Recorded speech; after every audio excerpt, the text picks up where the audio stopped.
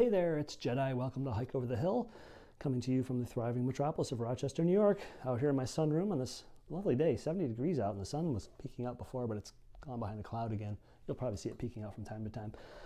This episode, Gear Talk, electronics specifically. Obviously, I'm bringing a phone. That's what I'm recording this with, so I can't show you that. I could, I guess, if I had a mirror, but anyway. I'm also bringing this lavalier microphone that you see here. I'm going to just bring the main cord. It does come with an extension cord. I'm just going to bring the main. I think it's somewhere between 6 and 7 feet long, which should be plenty long to reach from here to like the end of a selfie stick. I'll just have to be a little bit careful sometimes with it. And if I don't have the extension, it'll be hard to do a video where I'm interviewing someone, I guess. But I don't know. This is just for fun. I'm not trying to be a professional YouTuber, so let's talk electronics. So I've got my Garmin Inreach Mini, which I think you've seen before, and this is one of the devices that will need to be charged from time to time. It has a micro USB charging port, and I leave this off all the time. I only turn it on when I'm going to send a message, which is usually at least 3 times a day. Once in the morning before I leave camp to let my wife know I'm alive and I'm heading out. That also sends her my GPS coordinates so she can see exactly where I am. Then I send her one during one of my daytime breaks. I try to send one at each daytime break, lunch break, snack breaks, and so on, but I don't always get a chance. Sometimes it's a quick break. I just want to stop, munch something really quick, have a swig of water, and then keep going. But I try to at least send one message during the day. Also, every message sends her my GPS coordinates so she can see where I am. And then one last message at the end of the day when I get to camp, let her know, hey, I arrived at camp safe and sound. You know, I'll message you tomorrow. So that is there. That only gets turned on when I send a message. Next is my headlamp. This is the Petzl Bindi Headlamp. Sorry, my dog's he's being goofy. Settle down, buddy. Settle down. Good boy. Sorry. My Petzl Bindi Headlamp. I like this as far as the weight goes. It's 1 ounce, and this also recharges with a micro USB port. I love having the rechargeable. I used to have a battery-powered one, and what a pain in the butt, just because it's heavier, because batteries have weight as well, and you know, you got to carry extra batteries with you because you don't know how much longer you got. This, I can just recharge it from my power bank. If this ever craps the bed, I would probably get the, I think it's called the Nitecore U25. I could be wrong about UC25, something like that. That's another popular one with backpackers, and it actually has a few more features for about the same weight. But that's another device that's going to need charging. Now here's the cord I'm going to use to charge things. This is kind of an interesting setup I have here. I didn't want to carry a cord for everything, so I have things that need micro USB ports to charge, and then my phone takes USB-C. That's the receptacle, the port.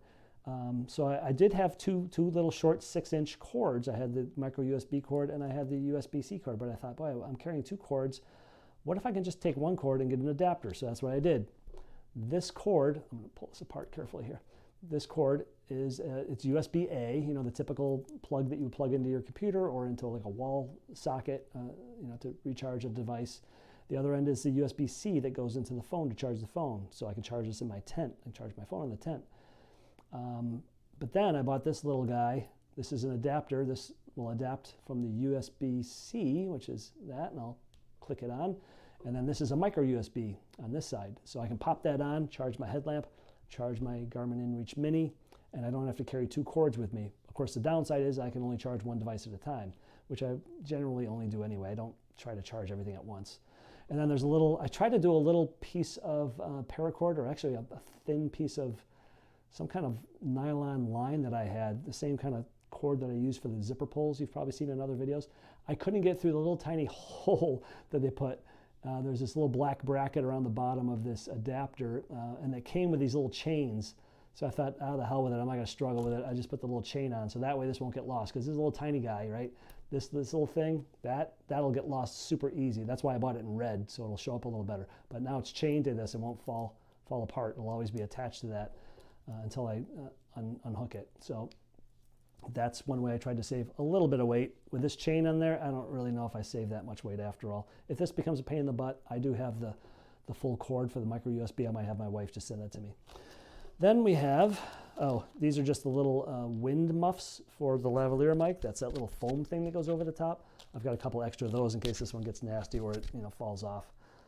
And then, I know it's not electronic, but it goes with the electronic items. So this is a wall plug. I was going to put this in my bounce box, but then I decided to bring it with me because I don't know if I'll ever be near a plug where I'm not near my bounce box. Like, let's say when I'm going through Shenandoah, I stop at one of the waysides. Well, I'm just stopping there to maybe get some supplies, and they have outlets there. I could charge up, but if this is in my bounce box is waiting for me at the hostel, a couple days from now. I can't charge anything. I can't take advantage of that. So I found this. This is an Anker charging wall charger, I guess, and it has two USB-A ports. So this is what I would plug this little guy into, one of those like that. And then here's the cool thing. The little plugs fold out. So that's, one less thing to be poking around at stuff in your pack. You can just fold that away. It's a little cube-shaped guy. It's kind of cool. So that's that. And last but not least, oh, actually, this is second to last. Before I show you this, I'll show you my other electronic devices, my watch. This is just a cheap Casio G-Shock watch. It's not rechargeable. I believe I'd have to take it to a jeweler and have them replace the battery in it. The only reason I have this watch, I will not wear this on the trail. I only have this for the alarm feature because it has a vibrating alarm. So I can put this on at night, set the alarm, and it'll buzz and vibrate and wake me up, hopefully, by vibrating my wrist. Now you're probably wondering, why do you need an alarm clock on the trail? I mean, you're not on a schedule, right? Well, it's because hikers like to take advantage of as much daylight as possible. So what I'll generally do is I'll set this for 1 hour before sunrise.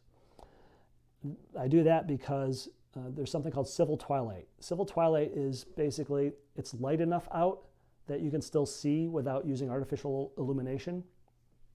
So think the sun goes down, boom, you see it fall behind the horizon. Well, it doesn't instantly get dark. It's still light out, right? It's ambient, it's dusk.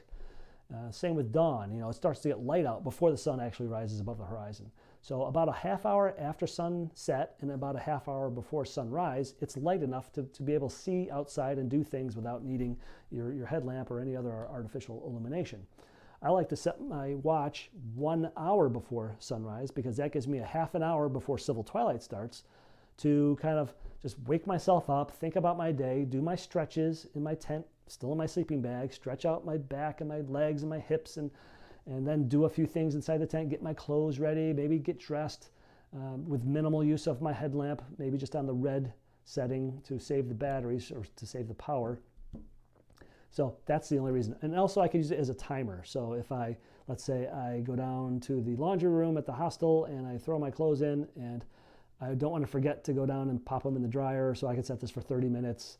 Or if they're in the dryer, I can set this for 45 minutes or whatever, and it'll go off and remind, oh yeah, I've got to go get my clothes out of the dryer or the washer, what have you. So the last item we'll talk about is the power bank.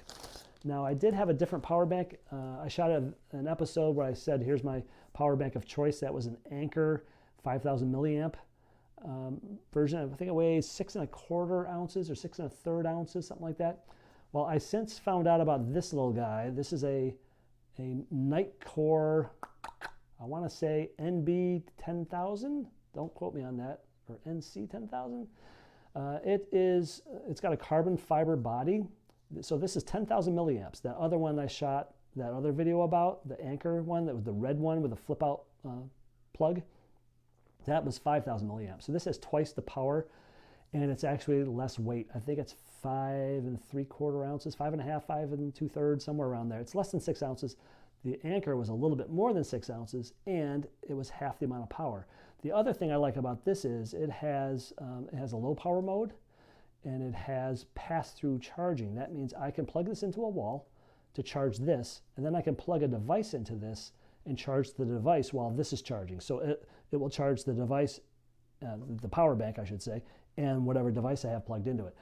A lot of power banks, if you plug them into the wall to charge the power bank, and then you plug a device into the power bank to charge the device, the power bank will stop charging itself and only charge the device. So this has pass-through charging, which is great. Time saver. It charges both devices at once.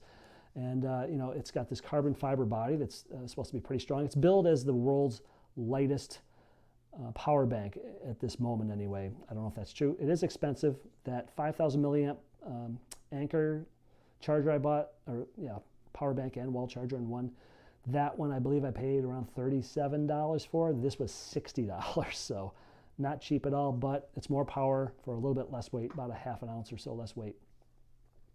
So that's that. I don't know what else I can really tell you about my power plans. I guess we'll find out if 10,000 milliamps is enough to keep things powered.